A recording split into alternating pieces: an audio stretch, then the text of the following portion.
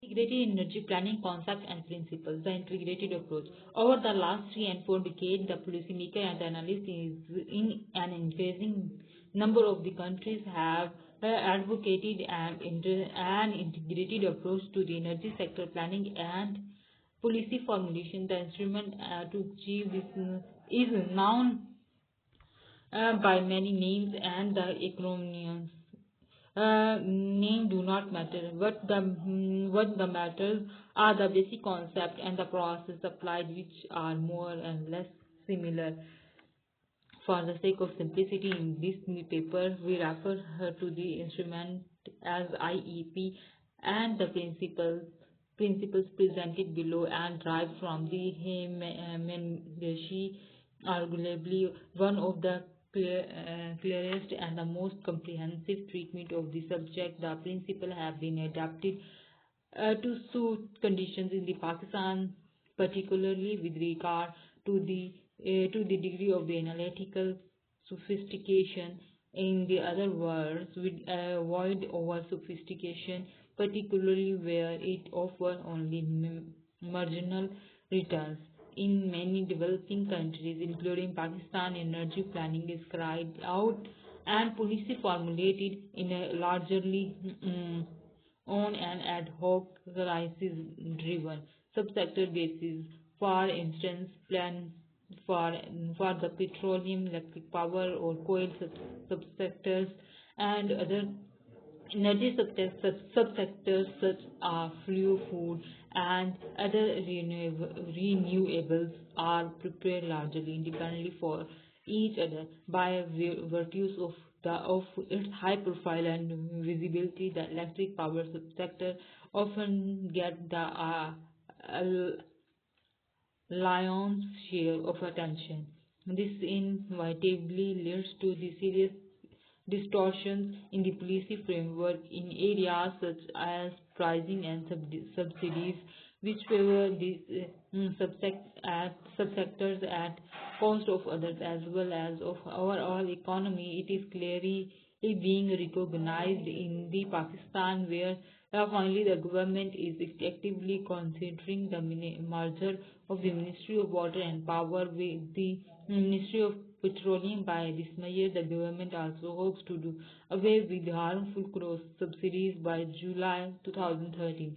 Even more harmful are the distortions introduced by preferential treatment accorded to commercial forms of energy over the non-commercial energy, often with drastic consequences for a poor and eventually for the growth of the economy as whole. In times when energy is cheap and supplies abundant, disaggregated approach might not have serious consequences with rising international oil prices, significant fluctuations in relative fuel prices, and the acute energy shortages. The approach fails, integration becomes vital. This is certainly the case today and has been so several times in the last 3 to 4 decades. In a nutshell, IEP harmonize the policies and plans of the energy sector to meet the international so- socio-economic objectives while ensuring close coordination and consistency between each of the energy subsectors. Each part and parcel of the overall economic planning process with which it is closely coordinated. IEP develops a coherent set of the energy policy in key areas such as the energy requirements to fuel national growth while meeting the environmental targets. The optimum mix of fuel conservation measures to diversify the increase energy security by reducing the dependence on foreign sources, meeting the energy needs of the poor, saving the foreign exchange, reducing the trade deficit, and raising the sufficient revenues to the finance continuous sector development. Three characteristics of IEP help to better understand the process. The first concern the different level at which IEP operates. The second relates to the policy mechanism available. The third deal with the time horizon over which IEP can work effectively, bearing in mind that the level of the uncertainty in any planning process inevitably increases with the planning period. A broad, a broad underlying consideration is the necessity of matching the level of analytical sophistication with the quality, quality and the availability of input data. Three-tier operation IEP operates in the three tiers in the highest tier within the context of whole economy. It is established links between the energy sector and the rest of economy in the term of the sector's input output and the outcome requirements. Requirements include material, labor, and capital. Output requirements essentially consist of production from the individual subsectors such as the petroleum products, electric power delivered, fuel, food products, and so on. Outcomes are perhaps the most difficult to analyze and quantify, but are nevertheless critical as they reflect the real achievement. Key examples include growth in per capita income and poverty reduction. As the most aggregate level, their tries and analyze the impact on the economy of policy affecting energy supplies, pricing, and tax taxation as energy affects every part of the economy. The energy sector is analogous to the financial sector. Some analysts describe energy as a physical counterpart of money. The second tier treat the energy sector separately in the term of its subsectors: oil, gas, electric power, fuel, food, etc. Analyzing the economics of interfuel substitution, optimal development and supply and consumption of fuel. The third tier, the most disaggregate, consists of planning with each subsector. The electricity subsector develops its own last cost plan backed by investment requirements and policy mechanism. A range of policy tools is available to achieve the desired objectives. Physical tools are generally used to elicit short-term responses in the face of energy shortage. Examples include the power load shedding and fuel rationing for vehicles. The technical tools can be used to adopt the most efficient technologies for production, utilization, fuel mix, and substitution. Education tools are employed to raise the public awareness and encourage cooperation. Pricing and taxation tools are used to provide the appropriate incentive and generate public revenue. Time horizons IEP encompasses the short, medium, and long term, although commonly misconceived as primarily a long term planning tool given its sophisticated analysis. IEP is also very effective for short term planning once it has been comprehensively established. Over the short term, 1 to 2 years, IEP facilitate the supply demand management to deal with the unexpected problems including supply disruptions. These supply demand management measures include contingency plans such as physical rationing or price surcharges.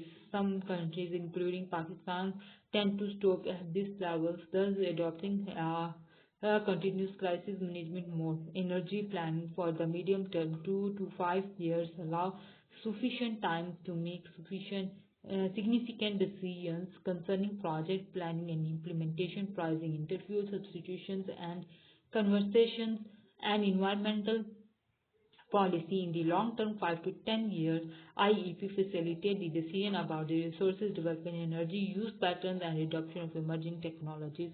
Scenarios planning over a range of the conditions helps cope with the uncertainty inherent in the long terms. The process, the figure 1 show IEP in the 5 stages process. The first stage, establish a country socio-economic background and national objective. The second, analyze and quantify the structure of the energy demand. The third, identify the evaluate the energy supply option. And the fourth stage, construct the energy balance. The final stage, if you formulate the policy and analyze their impact. The first and last stage, examine the energy sector's energy sector's relationship with the economy and therefore correspond to the highest tier the mentioned earlier. The second to the fourth steps relate the mainly to the to lower tiers. The principal objective of energy demand and analysis to determine future requirements by the type of the fuel and consumer category, household, industry, transport. Energy supply analysis involve the determining all possible future energy supply options aggregated by the energy subsectors. Constructing the energy balance is the complex process and lie at the core of the IEP. It entails developing a supply-demand balance, matching each type of energy used to specific resources. It qualifies the flow of energy from supply to consumption, taking into the account domestic production and imports, inventory variation, system usage, and the conversion losses in production, transmission, processing, refining, and distribution. Figure 2 show how the balance is prepared and gives some indication of the complexity of the process. In its final form, it is presented as a table based on the factors such as past trends in the demand and supply, infrastructure bottlenecks, and constraints. A new supply option analysts are expected to make judgmental calls in projecting the balancing table into future years. In terms of an analysis, it is the most sophisticated part of the process. The IEP process integrated energy plan.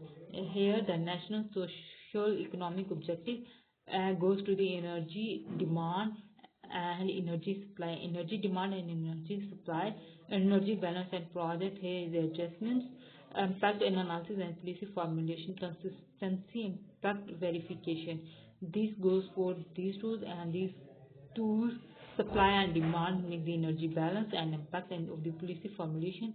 Go consistency and impact verification goes here. Fortunately for Pakistan, the Hydrocarbon Development Institution for Pakistan HDIP in the Ministry of Petroleum and Natural Resources Products. This table has a matter of routine based on input from energy ministries and line agencies. The HDIP publishes the noteworthy Pakistan Energy Yearbook, which contains energy balances, notwithstanding deficiencies in the input data, such as the absence of the non-commercial energy, the caliber of the analysis, and the quality of information contained in these publications are impressive by any standard. The work proves beyond the doubt that in spite of loss of technical human resources over the year and the concomitant decline, the quality of institution in this land of excellence still exists in Pakistan, and that should inspire the confidence in future and silence those who feel that the situation is beyond remedy. The challenge is to mainstream and encourage these plans of excellence by making good use of their output.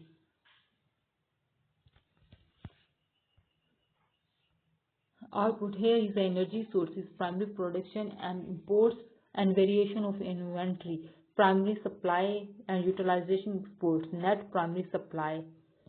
Here is a line between the primary supply. After there is the primary losses, net primary input on consumption, and it goes for the net primary consumption. Conversion, intermediate production, intermediate energy import, intermediate energy export, intermediate supply, final intermediate consumption, total consumption. And lowest there is conversion. In the first there is conversion, an intermediate form. This is known as the secondary input and consumption. Here the consumption is non-energy consumption, final consumption, and consumption by sector. Okay. After that, this picture here is the topic is the steps above yield a set of the energy policies with which to manage the supply and demand. Different policy combination led to several alternative packages which are then tested for their impact on the rest of the economy. The final policy package and the associated set of supply and demand forecasts and balances constitutes the integrated energy plan. By its very nature, IEP is an iterative and dynamic process that needs to be revisited whenever there are significant changes in the prevailing conditions. The plan itself needs to be updated at least once a year. Its principal benefits are threefold. First, it provides a consistent and comprehensive approach to identify and solving national energy issues that is far superior to an uncoordinated or subsector analysis alone. Second, it identifies the shortfalls in information, data collection, and human resource skills. Finally, it facilitates the formulation of explicit energy policies to meet national objectives, institutional requirements. In the past, the main organizational problem has been fragmentation of the energy sector. Subsector institutions such as Electricity Authority, Petroleum Authority, and Forestry Department are scattered among as many different ministries and pursue their own policies. With insufficient coordination under such conditions, IEP cannot deliver. A start could be made by creating a small energy planning group within a subsector in the agency with the mandate and authority to coordinate with all ministries representing each of the energy subsectors and their agencies. However, this tend to strengthen the basis and the influence of the subsector agency or become a burden on it. Alternative are cell in a more cultural location such as a planning ministry could be established to facilitate the coordination between the energy and other sectors such as the arrangement. However, the risk of the eventually diluting energy responsibilities. These are all stopgap solutions. Eventually, what is needed to single Ministry of Energy with the overreach responsibility for the whole sector within which the planning cell should be located. Given the sector's pervasive role throughout the economy, this ministry must be given due to the recognition authority and access to the highest policy making level in the country. The execution of the energy policy day-to-day operation and the preparation of subsector investment or pricing proposal could then be left to the concerned line agencies where such tasks belong. It should be emphasized that the concept of integration in IEP does not endorse the revival of the centrally planned economies, nor does it result in a more obstructive bureaucracy. On the contrary, IEP facilitates coordination and enhances speed and quality of the decision making. The accompanying institutional structure streamlines and considerably reduce bureaucracy and red tape not only in terms of power process but also by reducing the number of ministries and their staff. The inertia to change, however, becomes a main um, impediment, especially since it involves inevitably reducing staff and relegating responsibilities. This obstacle can only be overcome by strong political will and determination. IEP developing world introducing to the developing world. In the 1970, IEP was successful in transforming energy planning in the many countries through although these principles were well known and had been successfully applied in the developing countries much earlier. In each country, IEP was customized to suit local conditions. In the early 1990s, with the breakup of the former Soviet Union, IEP suffered a reversal, largely motivated by the international development community reluctance to encourage any form of the central planning. It was believed that the growth of the free market would determine the appropriate policy choice. The IEP nomenclature was largely dropped, and its principle, while not entirely eliminated, were expected to re-emerge through free market reform. In hindsight, this was a premature assumption since the free market would take a long time to mature. Ironically, the former Soviet Union, newly independent state, while assimilating market reform principle to varying degree, retained the essence of the integrated energy policy formulation. Today, many other countries that dropped IEP are retargeting their mistakes. During feedback received from the update of the World Bank's Global Energy Sector Strategy, individual developing countries flagged the absence of the long-term comprehensive energy planning as the most common and serious issue, signaling the trump of the common sense over ideology. Throughout these changes, many developing countries continued with the integrated energy planning in some form or other. Where energy developing has been successful, three factors of IEP were maintained: coordinating and analysis, policy level, institutional arrangements supporting close coordinations, and a strong emphasis on implementation. The institutional level was configured either as a separate energy ministry or an integrated energy department within a central ministry. Both approaches the advocated by IEP. Example include the Belarus, Bulgaria, Cambodia, Czech Republic, Hungary, Indonesia, Kazakhstan, Kyrgyzstan, Malaysia, and Philippines, Poland, Romania, Russia, Slovakia, Tajikistan, Thailand, Turkey, Uganda, the Ukraine, Uzbekistan, and Vietnam. Two of these countries, Turkey and Kazakhstan, was integrated line ministries and successfully implemented policies are good model for Pakistan to follow. Pakistan's energy sector is state size and structure. 5-year plan's objective.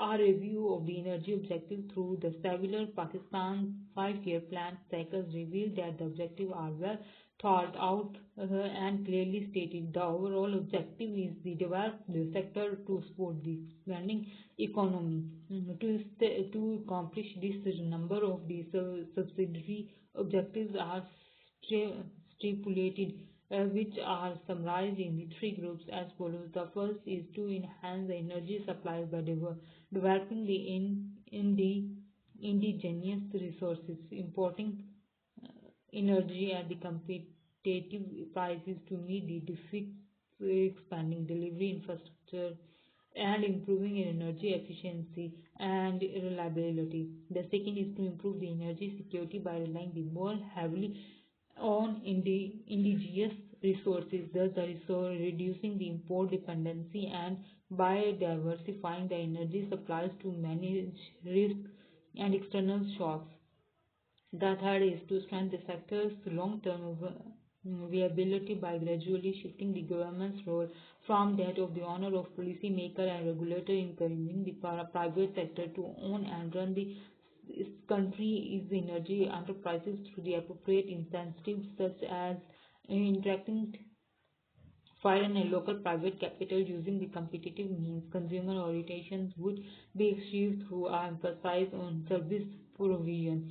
Pro-poor interventions would promote the affordable energy for the underprivileged due to due emphasis would be given to under upgrading environmental protection measures in the production and utilization of energy. The above division in this contrast to which is actually occurring in this sector. The discount can be attributed in the part to persistent shortfall in the implementation performance. However, this does not fully explain the severity of contrast. Perhaps a more prominent reason is that while policymaker objectives are clear, they are less sure that the mechanism needed to achieve them. Thus, even the policy option and investment schemes put forward with the best of intentions are likely to be questionable. The importance and the state of the sector before understanding how IEP can address the Pakistan's energy issues, it is worthwhile appreciating the sector's importance for the national economy and examining where the country's energy sector stand in comparison with that of other countries. The sector important and for the economy can be demonstrated in many ways. One is to assess the economic impact of the energy shortage on a broader level. The key indicator is the correlation between the energy consumption and overall economic growth. Growth rate, our energy consumption and GDP have followed very similar patterns. Table 12, GDP, GNP, real growth rate in national accounts. Islamabad, Pakistan. Author for energy consumption growth. Hydrocarbon Development Institution, Pakistan, 2006 to 2010, and Pakistan Energy Yearbook. Energy consumption tables. Energy, Islamabad, Pakistan, Ministry of Petroleum and Natural Resources. In orange color there is GDP growth and energy consumption growth in green color.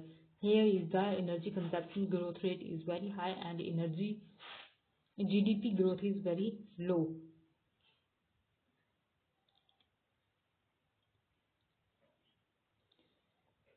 Given that there are been no significant improvements in production, transmission, and utilization efficiency, is this finding confirms what may be intuitively known: energy fuels the economy, and conversely, it shortage epidemics economic growth. Energy has been and remains therefore the key determinant of Pakistan's economic growth. The state of the sector in relation to the world can be assessed through a wide, almost unexhaustible range of the parameters. For the purpose of this paper, two indicators presented in the table 1 below will suffix per capita consumption. Energy consumption per capita in Pakistan is less than the third of the world average. This reflects the country's level of the development, and since energy availability is the key determinant of the individual standard of living, this ratio is also reflective of the high incidence of poverty. Consumption per dollar of GDP growth equally disturbing in the energy consumption per dollar of GDP growth in Pakistan, which is nearly 3 times higher than the world average. The indicates the low efficiency of energy use in Pakistan and underscores the pressing need to focus on the policy reforms that stimulate the greater utilization efficiency improvement in our constrained supply situation is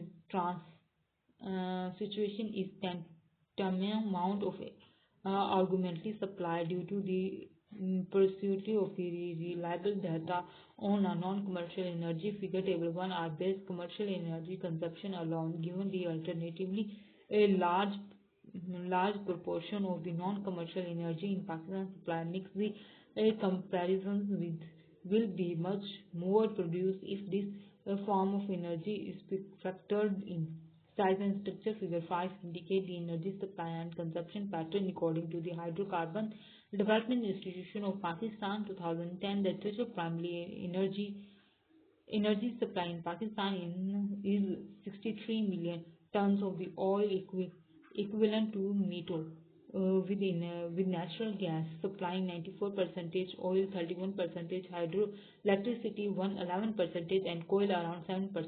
The remaining 2% comes from the nuclear power, liquefied petroleum gas (LPG), and imported electricity. A significant amount, about a third, is imported in the form of oil and coal, although the country has vast indigenous reserves of coal and considerable the exploitation of prospects.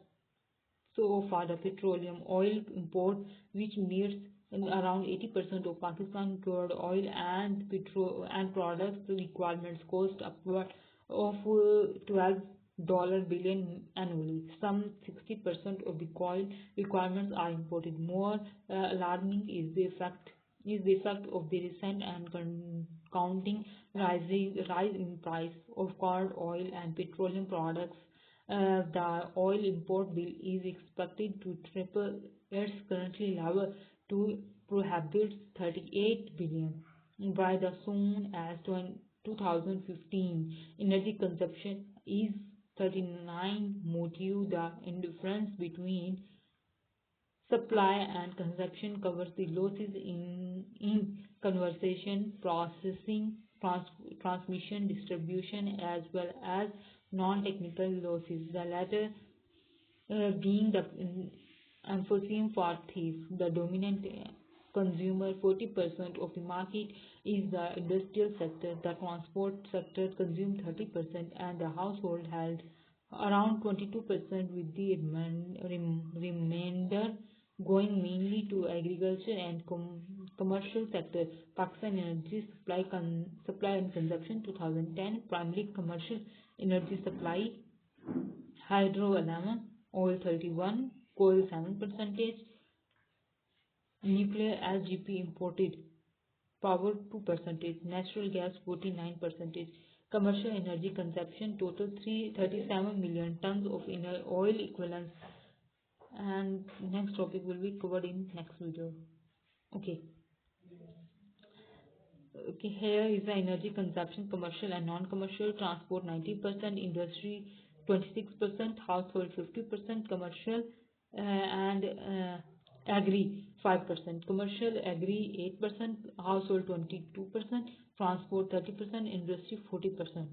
And the next topic is addressing Pakistan's energy issues through IEP. The neglect of the non-commercial energy will be discussed in the next topic, or sorry, next video. And book name is Pakistan Energy Sector from 2. And here is the book shape, book color, book front. We are studying this book. We are studying this book. Zaid Al-Hadid की book है Pakistan Energy Sector from Crisis to Crisis, Breaking the Chain. In this video is end only page number 24. We growth defects and despite abundant, we have discussed, and many topics here.